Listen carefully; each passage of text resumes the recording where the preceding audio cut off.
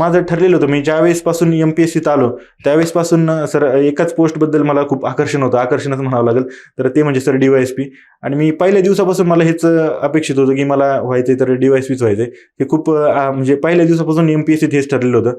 त्यामुळं असं जरी पहिल्या ह्याच्यात STI ASO झालं, त्यानंतर ABDO झालं, पण माझं जे होतं स्वप्न DYSPचं, तर त्यासाठी मी पुढं परीक्षा देत राहणार होतो. 2021च्या परीक्षेतून माझं DYSPचं पद अर्ध्या मार्काने हुकलं होतं.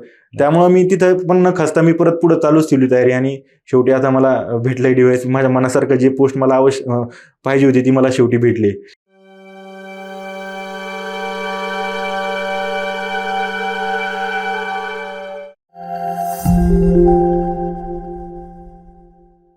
नमस्कार, मी किरण निंबोरे, वास्तव कट्ट्यावरती आपल्या सर्वांचं स्वागत.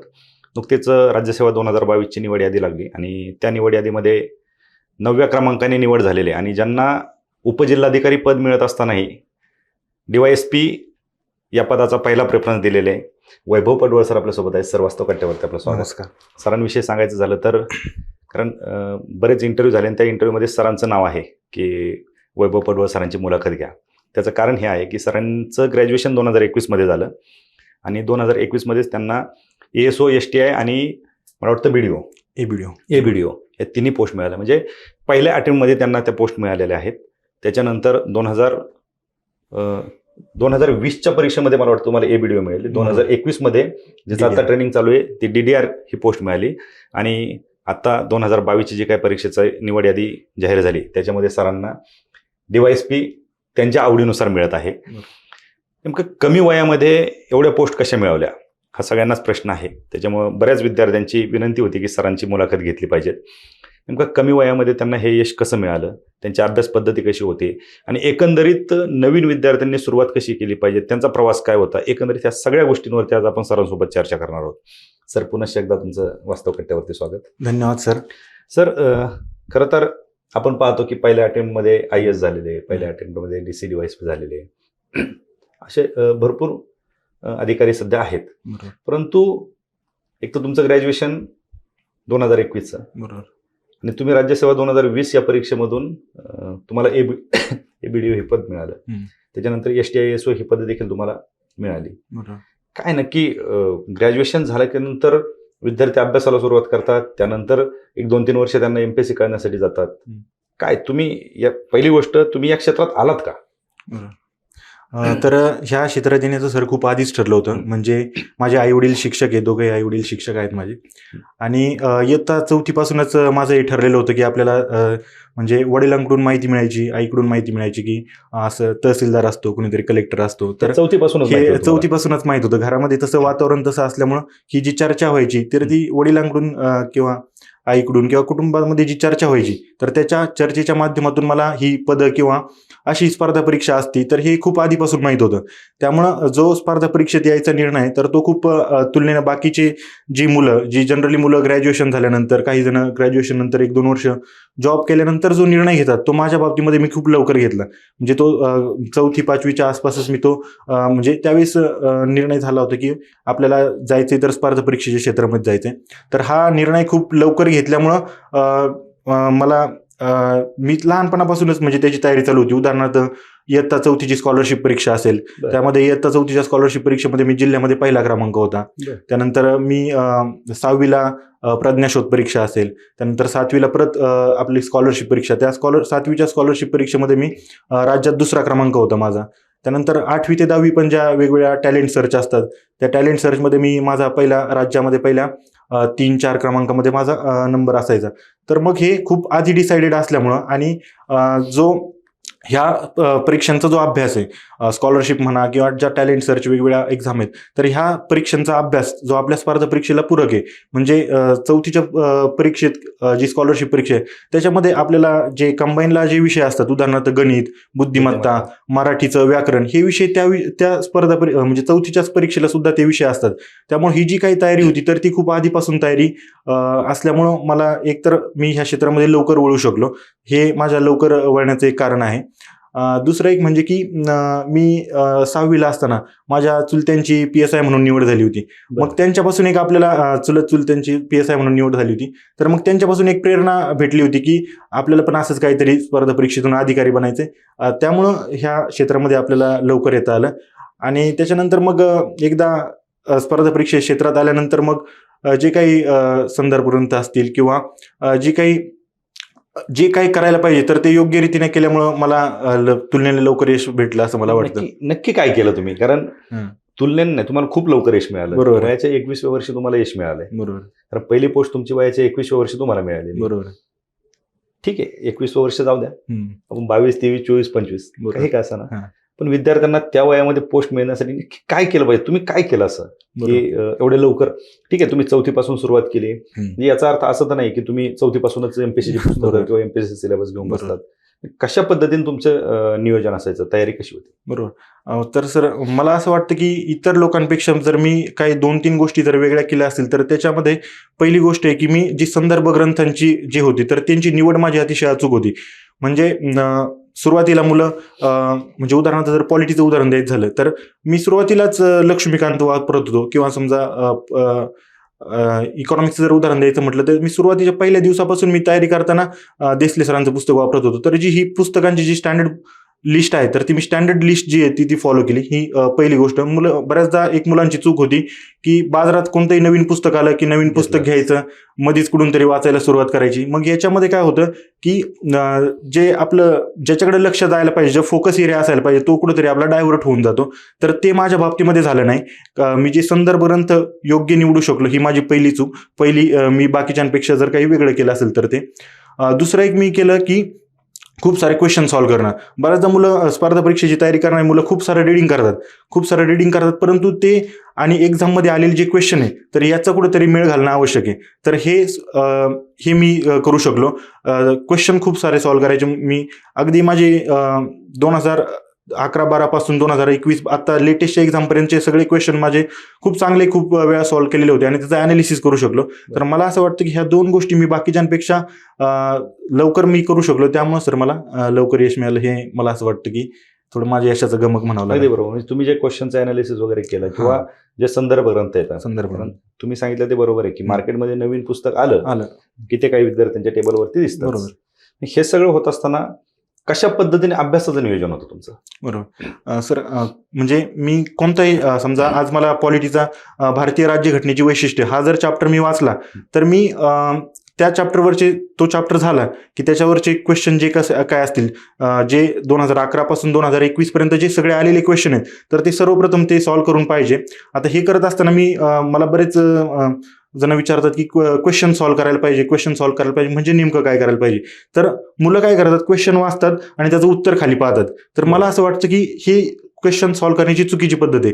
तर माझं असं मत आहे की समजा क्वेश्चन तुम्ही वाचताय तर ते क्वेश्चन वाचल्यानंतर तुम्ही त्याचा आन्सर काय हे स्वतः गेस केलं पाहिजे आणि ते गेस केल्यानंतर मग खाली एकदा क्रॉस चेक केलं पाहिजे.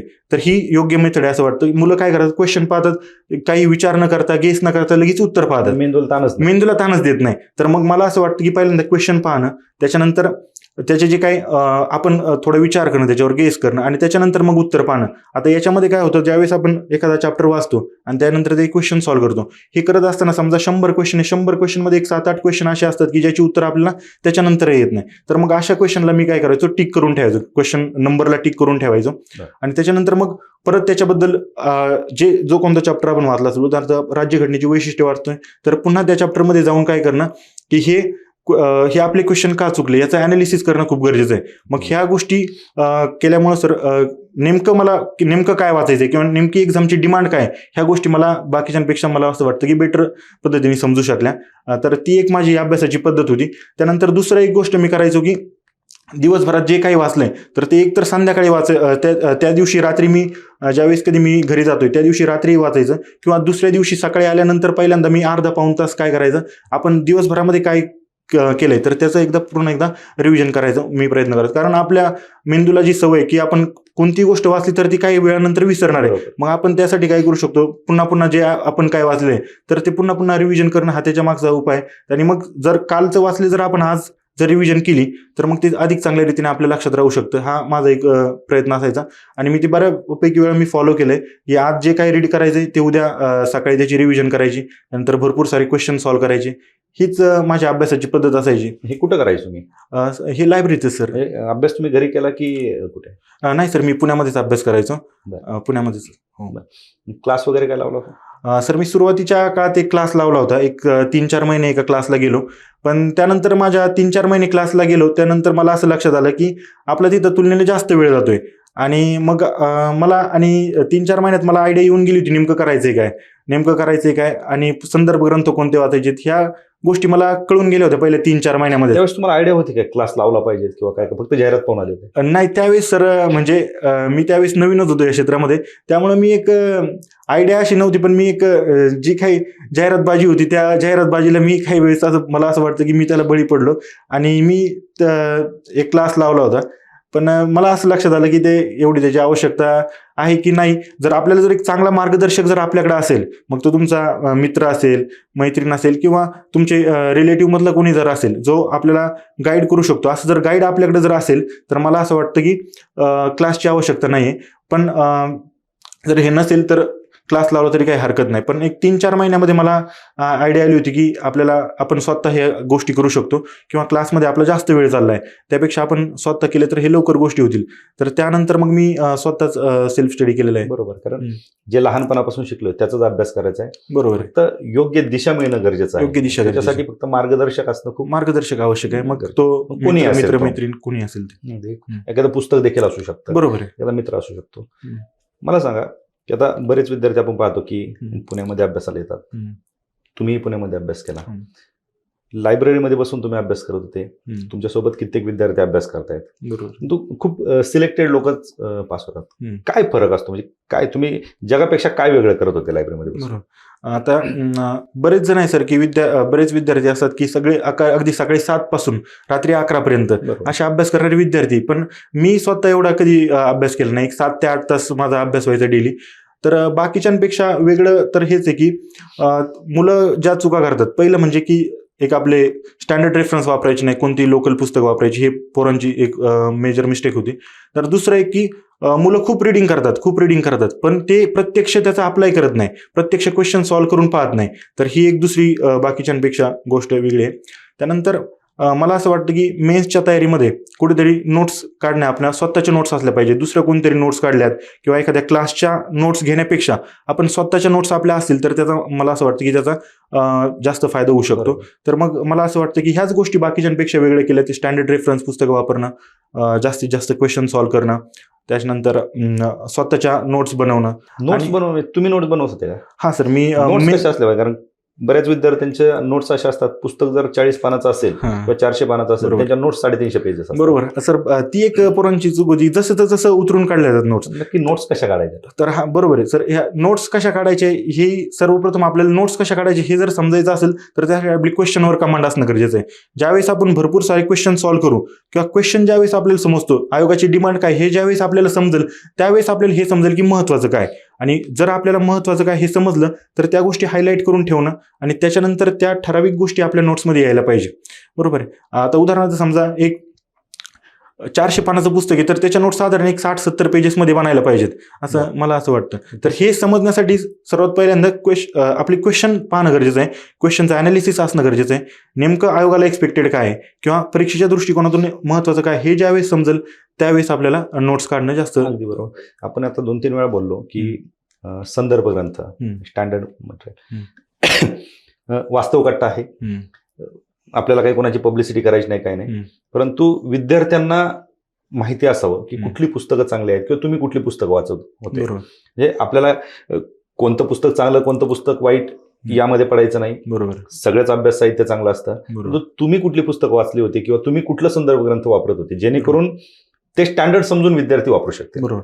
आता सर ज्यावेळेस मी अभ्यासाला सुरुवात केली होती तर त्यावेळेस मी सुद्धा ह्याच कन्फ्युजनमध्ये होतो, नेमकं कोणती पुस्तक वाचायला पाहिजे. कारण एका विषयाचं पुस्तक घेतलं गेलं तर एक 10-15 काय त्यापेक्षा जास्त पुस्तकं मार्केटमध्ये, समजा पॉलिटीचं घ्यायला गेलं तर 50 ऑप्शन आपल्याकडे आहेत. तर मग त्यावेळेस मी सुद्धा कन्फ्युजन झालो होतं. ज्यावेळेस 2019ला मी सुरुवात केली, ऑगस्ट 2019ला, तर त्यावेळेस मी सुद्धा हे सगळ्या गोष्टी मी कन्फ्युज झालो होतो. तर त्यावेळेस मी काय करायचो की आतापर्यंत जे कोणते टॉपर आहेत तर ते टॉपर त्यावेळेस काय करायचे, आपली जी त्यांनी बुक लिस्ट आहे तर ती बुक लिस्ट शेअर करायची. मग ते टेलिग्रामवरून मिळवायचो मी, आणि त्यातली जी कॉमन पुस्तकं आहे तर ती कॉमन पुस्तकं मग काढायची आणि ती मार्केटमध्ये जाऊन मी घेतली होती.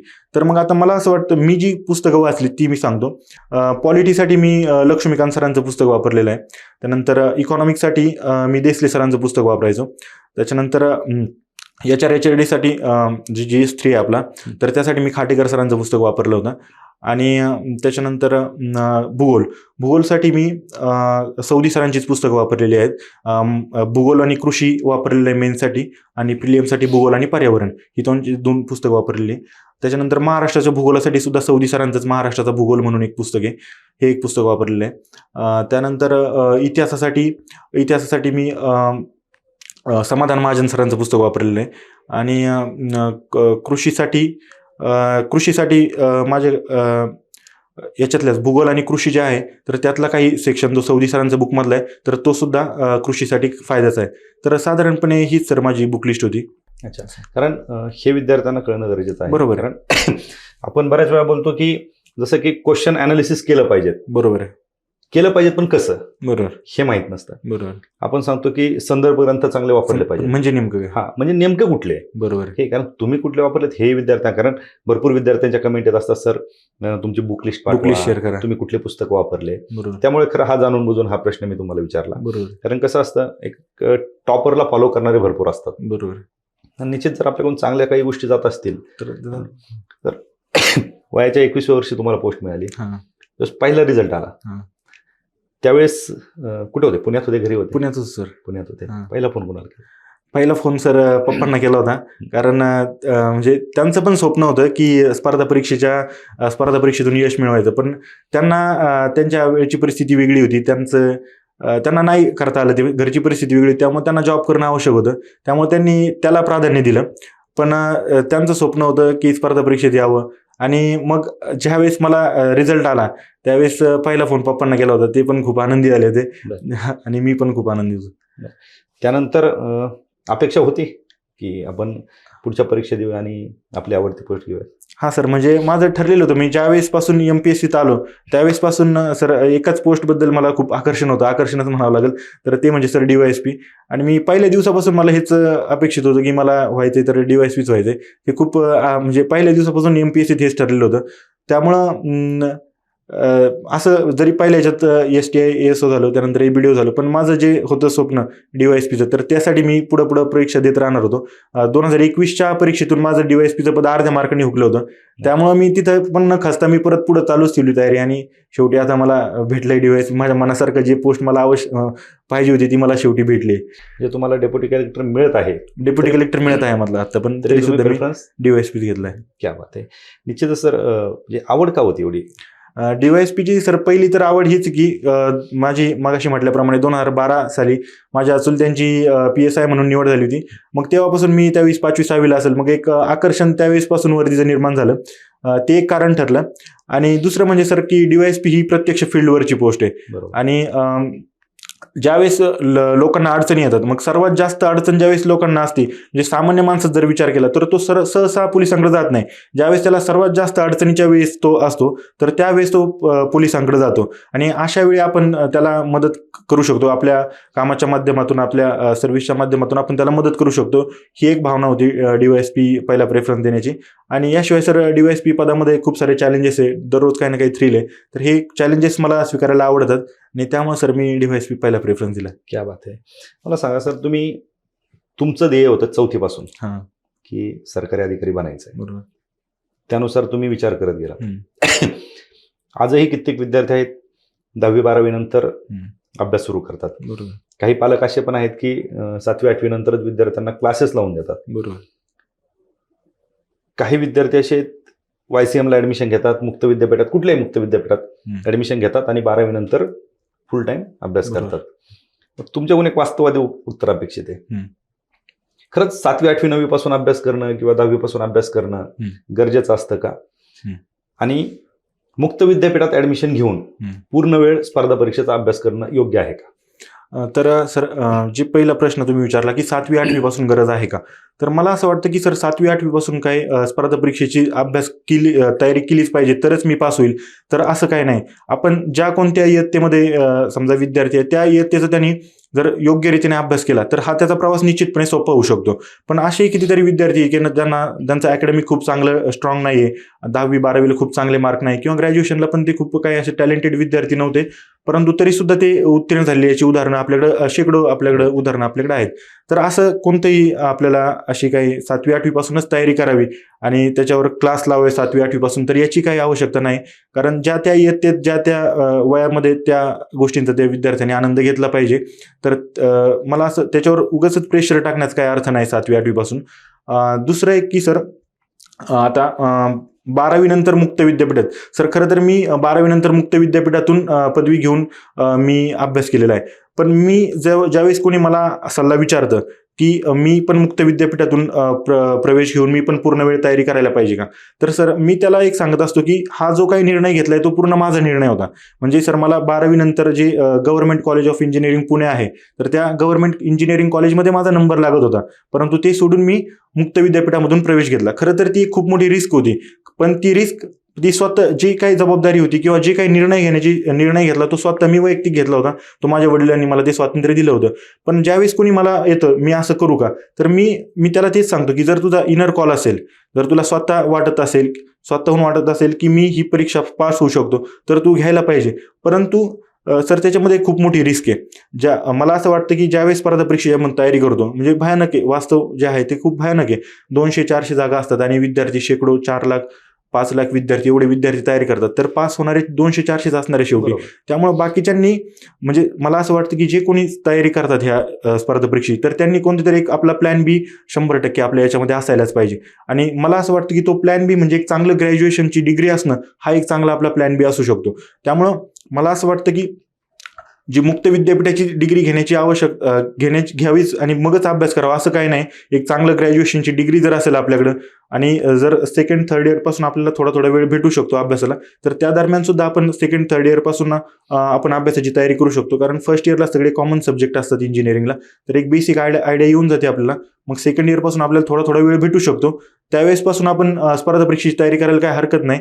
पण मला म्हणजे पूर्ण वेळ मुक्त विद्यापीठातून प्रवेश घेऊन इकडे येणं हे खूप रिस्की ठरू शकतं. कारण काही विद्यार्थी 100 असे असणारच आहेत की ज्यांना स्पर्धा परीक्षेतून पोस्ट भेटणार नाही. मग त्यांनी नेमकं करायचं काय पुढे, प्लॅन बी काय, तर मग हा प्लॅन बी हाच असू शकतो की एक चांगली ग्रॅज्युएशनची डिग्री असणं आणि त्याच्यातून मग पुढे स्पर्धा परीक्षेत 2nd-3rd इयर पासून अभ्यास करणं हे एक चांगलं ऑप्शन असू शकतो. याच गोष्टी अपेक्षित होत्या. कारण आज जर ठीक आहे, आज तुमच्याकडे कॉन्फिडन्स होता, बरोबर, तुम्ही जर सांगितलं की इनर कॉल, बरोबर, पण विद्यार्थ्यांना कॉलच येत नाहीत. बरोबर, त्यांचे कॉल वेगळेच असतात. बरोबर. कारण काय होतं, आपल्याकडे कॉन्फिडन्सच नाहीये. कॉन्फिडन्स नाही आणि कित्येक विद्यार्थी वास्तव कट्ट्यावरती आहोत, वास्तववादी बोललं पाहिजेत. विद्यार्थी कमेंटमध्ये शिव्या पण घालतात. बरोबर. पण आता कसं आहे, याच्यामध्ये आपण स्वतःला ओळखलं पाहिजे. स्वतःला ओळखणं गरजेचं आहे. कित्येक विद्यार्थी असे आहेत की आपण आपला नंबर कुठेच लागलेला नाहीये किंवा आपल्याला मेडिकलला गेलेलो नाहीत, आपण इंजिनिअरिंगला गेलेलो नाहीत. काहीतरी करायचं म्हणून एमपीएससी करायचं. बरोबर. आणि हा एक पार्ट वेगळा. आणि मेडिकल इंजिनिअरिंग करून पण लोक इकडेच येतात.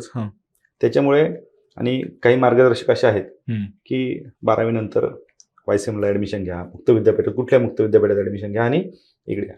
निश्चित यश मिळू शकतं, परंतु त्याच्यामध्ये खूप मोठी रिस्क आहे. कारण ते यश मिळणारे काहीतरी बोटावर मोजणे इतके असतील, प्रत्येकाला यश मिळू शकतं. प्रत्येकाला भेटू शकत नाही. आणि मग जर नाही भेटलं तर मग पुढे काही ऑप्शन तर असायला पाहिजे ना. बरोबर. मग त्या हिशोबाने कॉन्फिडन्स असला पाहिजे. पण त्या ओव्हर कॉन्फिडन्स मध्ये जर आपण पुढे गेलो आणि ज्यावेळेस मागे वळून पाहतो आपल्याकडे ग्रॅज्युएशनच नसतं, बरोबर, कुठल्या बेसवरती आपण बेरोजगारीशिवाय आपल्याकडे पर्याय नसतो. त्याच्यामुळे हा खरा प्रश्न विचारला.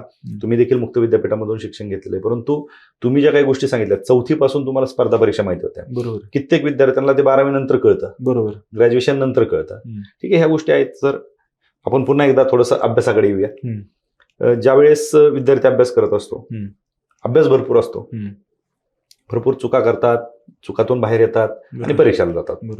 परीक्षेला गेल्याच्या नंतर कित्येक विद्यार्थी असे असतात की ते बाहेर आल्याच्या नंतर म्हणतात, अरे याचं उत्तर मला येत होतं, तिथं आठवलं नाही. बरोबर.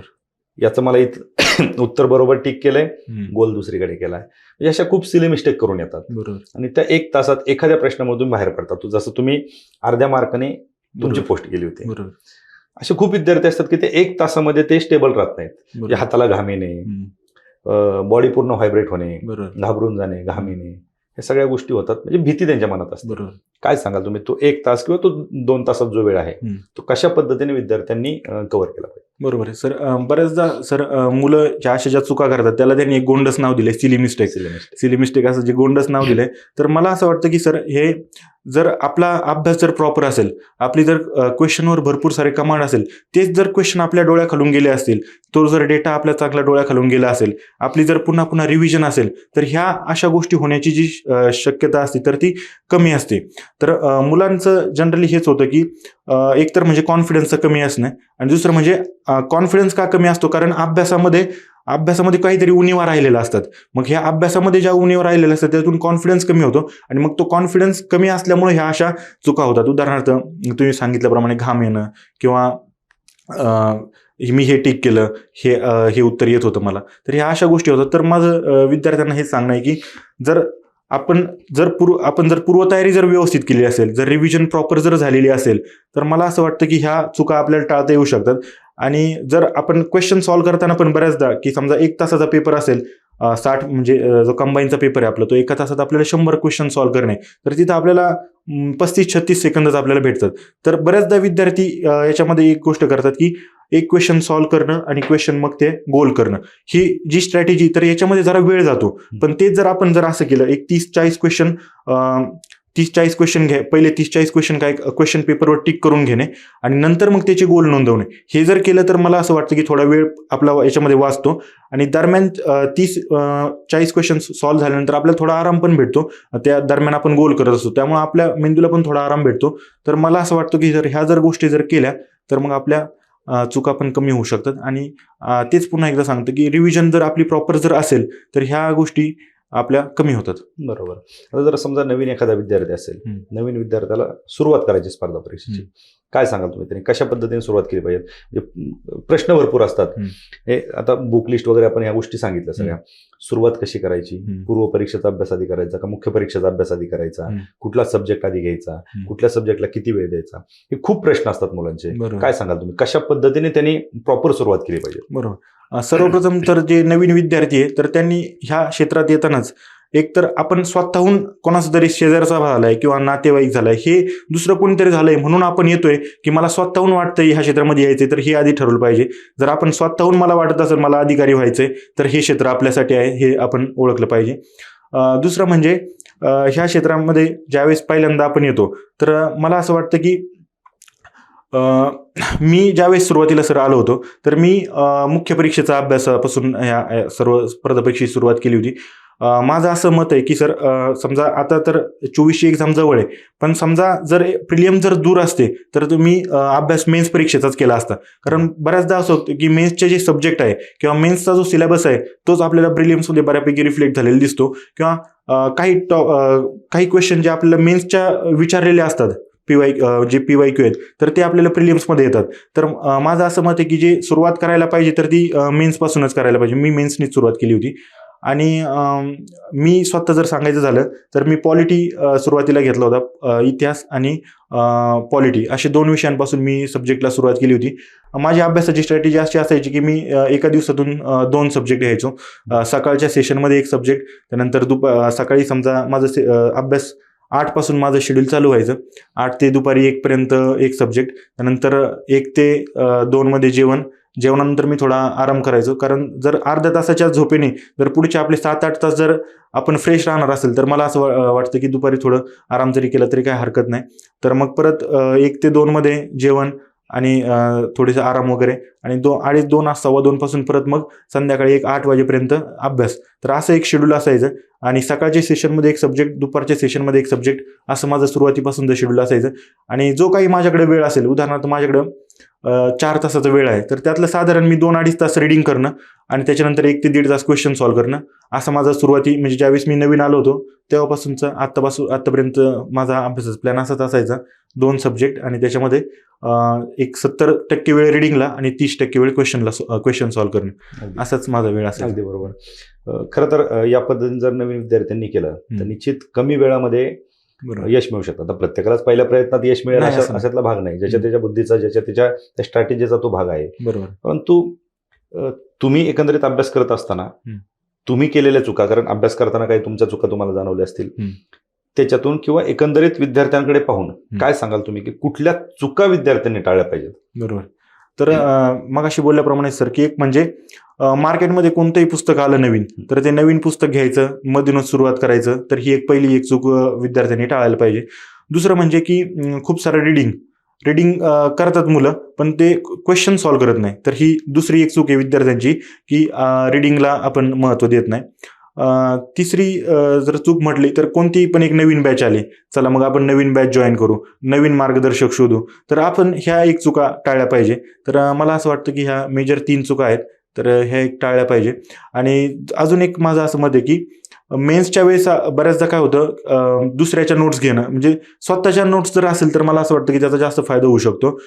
त्या नोट्स काढणं, मी पहिल्या 2 मेन्सला सर नोट्स काढल्या नव्हत्या आणि मला ते जाणवलं की ह्यात जर आपल्याला नोट्स असतं तर जो दरम्यानचा आपल्याला मेन्सच्या दरम्यान जो 2 पेपरमध्ये जो वेळ भेटतो तर तिथं आणखी चांगली रिव्हिजन होऊ शकली असती, सगळ्या मुद्द्यांना मी टच करू शकलो असतो, हे मला जाणवलं. आणि त्यामुळे मी सर आता ही जी माझी आताची जी परीक्षा आली 2022ची, तर त्या 2022च्या परीक्षेच्या आधी मी जाणीवपूर्वक ठरवलं होतं की आपल्याला नोट्स काढायच्यात. आणि सर मला त्या नोट्सचा नक्की फायदा झाला असं मला वाटतं. म्हणजे माझा 2021ला स्कोर होता 454, त्याच्या आधी माझा 421 होता मेन्सला. 421 वरून माझा स्कोर 470 वर गेला 22ला. तर मग मला असं वाटतं की ज्या नोट्सचा कुठेतरी याच्यामध्ये 100% फायदा आहे, तो एक बी बदल केला. त्या स्वतःच्या पाहिजे, पण स्वतःच्या पाहिजे, स्वतःच्या आकलनावर आधारित पाहिजे आणि नोट्स या नोट्सच पाहिजे. ते परत त्याचंच बुकच जर ते रिपीट झालं तर त्याचा तेवढा फायदा होणार नाही. तर मला असं वाटतं की ह्या नोट्स काढायला पाहिजे. मेन्सच्या वेळी मी काढायचो नोट्स, तर ते एक अगदी बरोबर सुधारणा करायला पाहिजे. जर स्वतःच्या नोट्स असतील तर त्या शेवटच्या क्षणाला तुम्हाला लक्षात उपयोगी होऊ शकतात. दुसऱ्याच्या नोट्सचा तेवढा फायदा आपल्याला होणार नाही. तर मुलाखतीच्या शेवटी आपण एमपीएससीच्या मुलाखतीकडे जाऊ, कारण तोही तेवढाच महत्वाचा टप्पा आहे. असं कधी भीती वाटली नाही का की जे मुलाखत देणारे विद्यार्थी आहेत, त्यावेळेस तुम्ही 2020च्या परीक्षेची मुलाखत दिली, तुमच्यापेक्षा सिनियर असतील, आधी मुलाखती त्यांनी दिलेल्या असतील, तुम्ही जस्ट पास आउट झालात आणि मुलाखतीला चाललात, ही भीती वाटत नव्हती? सर खरं सांगायचं झालं तर सर 2020ला जी माझी पहिली मुलाखत झाली, त्यावेळेस सर निंबाळकर सरांकडे माझी मुलाखत झाली होती. तर त्यावेळेस सुरुवातीला मला एक थोडी भीती वाटली होती की कारण सगळे आपल्यापेक्षा मोठे आहेत, काही 2-2, 3-3 इंटरव्ह्यू दिलेत आणि आपल्याला नेमकं आपलं काय होईल अशी थोडी मनामध्ये भीती होती. परंतु ज्यावेळेस पॅनल समोर गेलो तर त्यावेळेस मग त्यांनी हळूहळू जे क्वेश्चन विचारायला सुरुवात केली, त्यानंतर मी हळूहळू कूल होत गेलो. तर सुरुवातीला ती भीती होती आणि सर मला असं वाटतं की ती भीती वाटणं साहजिक पण आहे. आपण कारण 20-21 वर्षाचा असतो आणि समोर बसलेले लोक, त्यांचा प्रशासनातला अनुभव आपल्या वयाच्या दुप्पट वर्ष एवढा असतो, त्यामुळं थोडीशी भीती होती सुरुवातीला. परंतु त्याच्यानंतर मग मी मागचा इंटरव्ह्यू पण दिला आणि ह्या इंटरव्ह्यू पण दिला. पण दोन्ही वेळेस मला आता ह्यावेळेस मला इंटरव्ह्यूमध्ये 62 मार्क आहेत आणि ह्यावेळेस मग मात्र मी त्याचा मला अनुभव झाला होता, सराव झाला होता आणि मॉक इंटरव्ह्यू पण 1-2 ठिकाणी दिले होते. तर त्यामुळं ह्यावेळेसचा इंटरव्ह्यू एकदम निवांतपणे गेला. परंतु सुरुवातीला सर थोडी भीती वाटली होती, पण हळूहळू आता त्याची सवय होऊन गेली होती, त्यामुळं ह्यावेळेसचा इंटरव्ह्यू व्यवस्थित गेला. निश्चित. मुलाखती शेवटी 1-2-3 आपण जे म्हणतो एका वाक्यात प्रश्न, हे अभ्यास करण्यासाठी खरंच पुण्यातच आलं पाहिजेत का? सर नाही, असं मला वाटतं की पुण्यात येण्याची काही आवश्यकता नाही. माझे अनेक मित्र आहेत की ज्यांनी घरी राहून अभ्यास केलेला आहे, तर पुण्यातच यावं असं आवश्यकता नाही. पण आपल्याकडे जर योग्य मार्गदर्शक जर असेल आणि आपल्याकडे जर योग्य संदर्भ सूची असेल तर मला असं वाटतं की घरी राहून सुद्धा चांगला अभ्यास होऊ शकतो. वेगळं असं काही नाही सर, पुण्यामध्ये पण आणि घरी पण आपला होऊ शकतो अभ्यास. स्पर्धा परीक्षेचा अभ्यास करत असताना आता तुम्ही एकंदरीत 4 पोस्ट घेतल्या, काय वाटतं की किती वर्ष स्वतःला आजमावण्यासाठी दिले पाहिजे? सर मला असं वाटतं की 3 वर्ष कोणत्या एक्झामची आपण तयारी करतोय, समजा कंबाईन करताय किंवा राज्यसेवा करताय किंवा अजून कोणत्या एक्झामची सरळ सेवा, तर त्या एक्झामची 3 अटेम्प्ट द्यायला पाहिजे. उदाहरणार्थ मी समजा राज्यसेवा करतोय तर मी राज्यसेवेचे 3 अटेम्प्ट द्यायला पाहिजे. त्या 3 अटेम्प्टमध्ये जर माझी प्रिलिम्स पास नसेल होत तर सर मग मी दुसरा विचार नक्की करायला पाहिजे.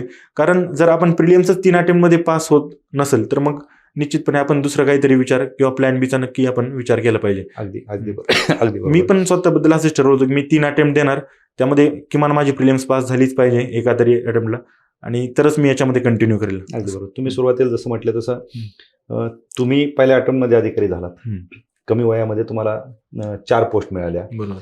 ग्रामीण भागामध्ये ज्यावेळेस आपले सत्कार होतात, मिरवणुका होतात, भाषणं होतात, वास्तवगटावर मुलाखती होतात, हे पाहून विद्यार्थ्यांनी किंवा पालकांनी हे पाहून या क्षेत्राकडे वळलं पाहिजेत का? मला असं वाटतं की मला आता ज्यावेळेस माझ्या गावाकडे सत्कार झाले किंवा माझे काही जे शिक्षक आहेत ज्यांची आत्ता मुलं आहेत किंवा जे बाकीचे पण पालक आहेत, तर ते त्यांच्या मुलांना घेऊन माझ्याकडे येत असतात, तर त्यांना त्यावेळेस मी हेच सांगतो की खरंच त्याला स्वतःला यायचंय का? जर त्याला खरंच स्वतःला त्याची इच्छा असेल आणि त्याची जर तयारी असेल, त्याला या क्षेत्राचं आवड असेल, तर त्यांनी या क्षेत्राचा विचार करायला पाहिजे. तुम्ही त्याला जाणून बुजून तुम्ही त्याच्यावर तुमची जर स्वप्न लादत असाल, तर मला असं वाटतं की त्याचा काही जास्त उपयोग होणार नाही. तर ते मोटिवेशन, बाह्य जे मोटिवेशन आहे ते जास्त काळ टिकू शकणार नाही. तर मला असं वाटतं की जर स्वतःची ज्या विद्यार्थ्याला यायचंय त्याची जर स्वतःची इच्छा असेल, स्वतःची आवड असेल या क्षेत्राबद्दलचं, तर त्यांनी यायला पाहिजे. परंतु दुसरा कोणतरी पाहतोय, दुसरा कोणतरी झालाय म्हणून अधिकारी होण्यात म्हणजे तर ह्या क्षेत्रात येत असेल तर मग हे थोडं अवघड होऊ शकतं. त्यामुळे स्वतःची इच्छा असेल तर त्यामध्ये यायला काही हरकत नाही. अगदी बरोबर सर. तुमचा खरा जो हा प्रवास आहे, आता प्रवास खूप वेगवेगळ्या प्रकारचे असतात. कुणाचं स्ट्रगल असतं, कुणाचं आर्थिक स्ट्रगल असतं, आणि स्पर्धा परीक्षेमध्ये स्ट्रगल हा शब्द प्रत्येकाच्या आपण म्हणतो ते 5वीला पोहोचलेला आहे. म्हणजे तुम्ही जरी पहिल्या अटेम्प्टमध्ये पास झालेले असाल तरी तुम्हाला DC पर्यंत येण्यासाठी तो स्ट्रगल आहेच. बरोबर. परंतु तुम्ही तुमची काही एकंदरीत जी अभ्यासाची पद्धत होती आणि तुम्हाला ह्या कमी वेळामध्ये जे काही यश मिळालं याविषयी जे काही विद्यार्थ्यांना एकदम उकल करून सांगितली, आणि तुमच्या अभ्यास साहित्य असेल, तुमच्या अभ्यास पद्धती असेल, आणि बहुमूल्य जे काही मार्गदर्शन केलं आणि वास्तव कट्ट्यावरती काही वास्तववादी गोष्टी तुम्ही बोललात, त्याबद्दल आपलं खूप खूप आभार. धन्यवाद सर, धन्यवाद. आपण पण सर वास्तव कट्ट्याच्या माध्यमातून जे स्पर्धा परीक्षेचं खरं वास्तव जे विद्यार्थ्यांसमोर आणतात, त्यामुळं विद्यार्थ्यांना सुद्धा याची खूप मदत होते. त्याबद्दल तुमचे पण सर्व विद्यार्थ्यांच्या वतीने जे स्पर्धा परीक्षेची तयारी करतात यांच्या वतीने सर आभार. थँक्यू.